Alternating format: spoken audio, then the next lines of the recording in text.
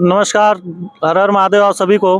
कहा जाता है कि महाकुंभ नहाने से कई जन्मों के पाप कट जाते हैं और ऐसे ही महाकुंभ में कुछ ऐसे सिद्ध संत महात्मा मिलते हैं जिनके दर्शन मात्र से ही जीवन का कल्याण हो जाता है।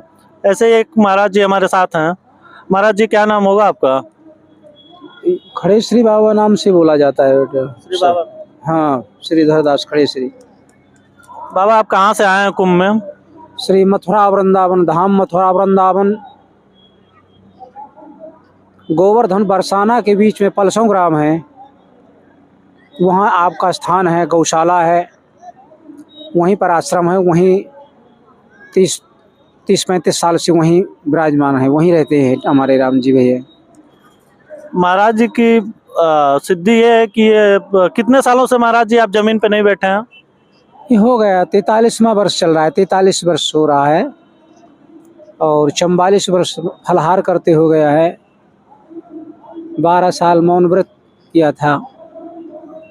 12 साल मौन व्रत, 43 साल से बाबा जमीन पे नहीं बैठे हैं। कहीं भी पूजा पाठ करना होता है तो जमीन में गड्ढा खोद के और खड़े होकर के ही पूजा पाठ करते हैं।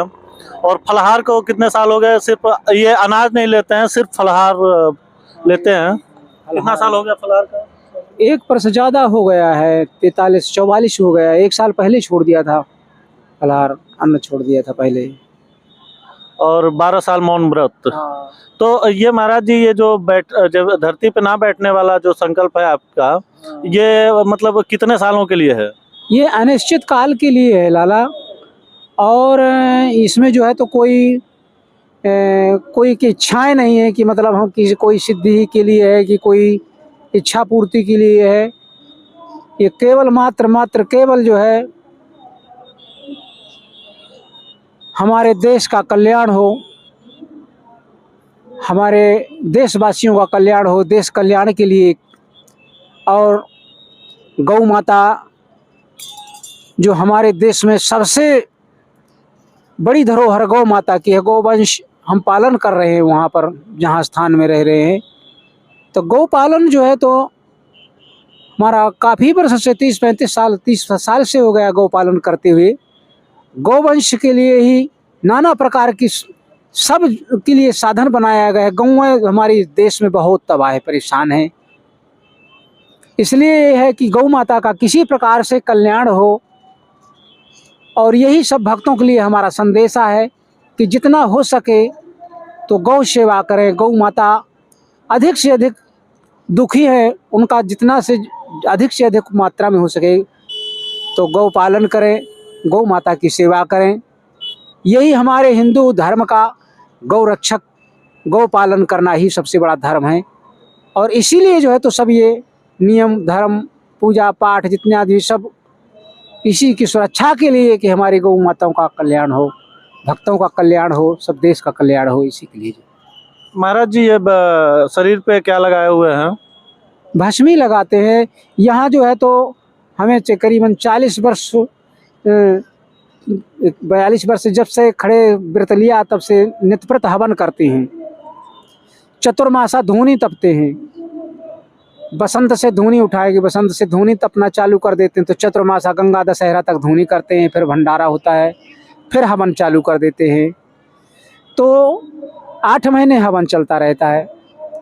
तो हवन करने का नित्यव्रत रोज का नियम है। चाहे जहाँ भी रहें वहाँ हमें 2-2.5 घंटा 3 घंटा 4 घंटा जैसा समय मिलता है तो हवन करते हैं। तो इसलिए जो है तो हम यहाँ सभी महान पुरुषों का, यहाँ प्रयागराज में सभी संतों का दर्शन करने के लिए, सब संतों की कृपा लेने के लिए, दर्शन पाने के लिए यहाँ आए हुए थे। तो यहाँ नित्यव्रत जो है तो गंगा किनारे आकर के नित्यव्रत रोज का नियम है कि माँ गंगा के चरणों में आकर के नित्यव्रत रोज हवन करते हैं। यहाँ आकर के यहीं भगवान का भजन पूजा पाठ जितना भी बनता है यही गंगा किनारे आ जाते हैं 10 बजे, तो 4 बजे शाम को अपना स्थान निकल जाते हैं।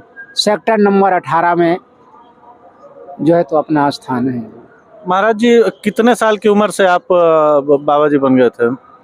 हो गया वही 26-27 वर्ष उम्र रही होगी, 26-27 की उम्र थी। शादी विवाह हुआ था उस? हाँ, विवाह भी हुआ था, शादी भी हुई थी, सब हुआ था। ग्रस्त जीवन में भी रहे हैं। तो बच्चे हैं अभी? हाँ, बच्चे भी 2 बच्चे हैं, 2-3 बच्चे हैं।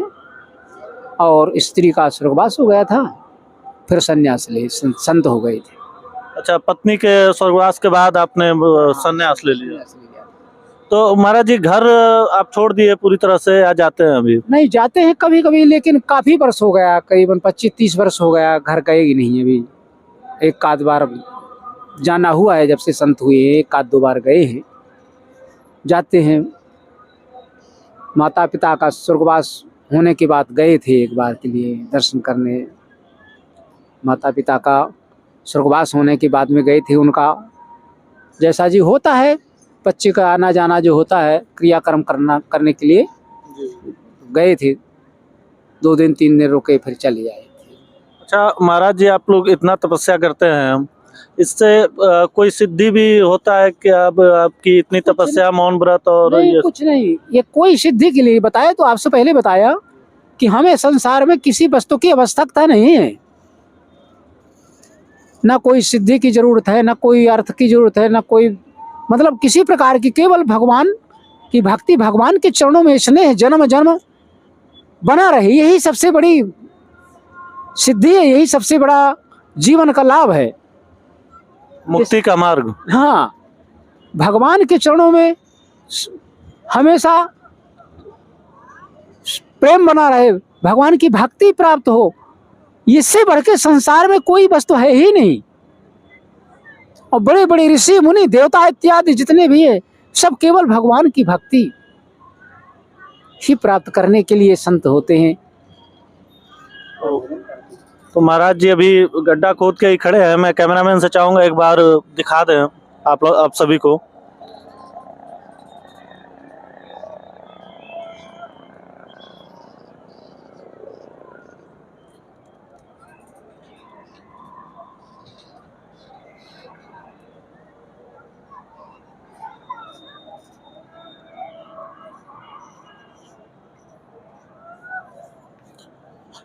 ठीक है महाराज जी, आशीर्वाद दीजिए हम लोगों को।